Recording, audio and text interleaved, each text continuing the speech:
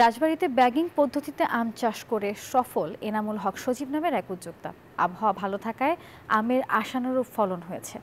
Bagging পদ্ধতি ব্যবহারের ফলে উৎপাদন খরচ কম হওয়ায় লাভের আশা করছেন তিনি। মিঠুন গোস্বামীর পাঠানো তথ্য ছবি নিয়ে ডেস্ক রিপোর্ট।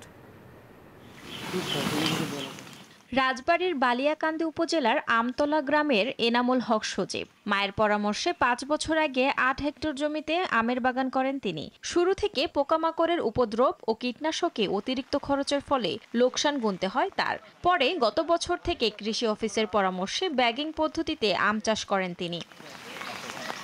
এনামুল হক সজীব জানান, ব্যাগিং পদ্ধতিতে আম চাষের ফলে উৎপাদন খরচ কমেছে। বান্ডেল থাকলে প্রতি সেনমানিতে টাকা বাঁচবে। বিকাশ সেনমানি বান্ডেল কিনে জিতুন প্রতি লেনদেনে।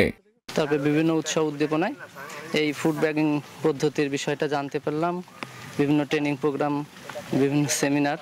তারপরে আস্তে আস্তে এগুলো গত বছর থেকে আমি গত বছর কিছু পরিমাণ করছিলাম, এবার ইনশাল্লাহ পুরোপুরি করছি।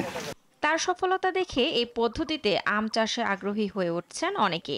এটা একেবারে রাসায়নিক মুক্ত, বিষমুক্ত জৈব যেটা বলে, সে জৈব প্রক্রিয়ায় এটা বাচ্চা থেকে শিশু যেই খাও কোনো সমস্যা হয় না। প্যাকেটিং করা আম খুবই ভালো হয়, সুস্বাদু বেশি। বাজার থেকে যেগুলো আম আমরা কিনে খাই তার থেকে এটা অনেক অনেক গুণ ভালো।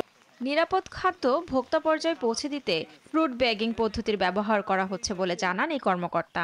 এবং আমরা যে ব্যাগিং পদ্ধতিতে করছি এটা কিন্তু বাইরের দেশে কিন্তু এক্সপোর্ট করা যাবে। মূলত নিরাপদ ফসল যেন ভোক্তা পর্যায়ে পর্যন্ত পৌঁছায় এবং এটা বাইরে এক্সপোর্ট করতে পারে, এটা আমাদের মূল উদ্দেশ্য। চায়না থেকে আমদানি করা পরিবেশ বান্ধব কাগজের প্রতিটি ব্যাগের খরচ হয় 5 টাকা। যত্ন সহকারে সংরক্ষণ করলে প্রতিটি ব্যাগ 2 থেকে 3 বছর ব্যবহার করা যায়। শান্তা ইসলাম, ডেস্ক রিপোর্ট, নিউজ 24।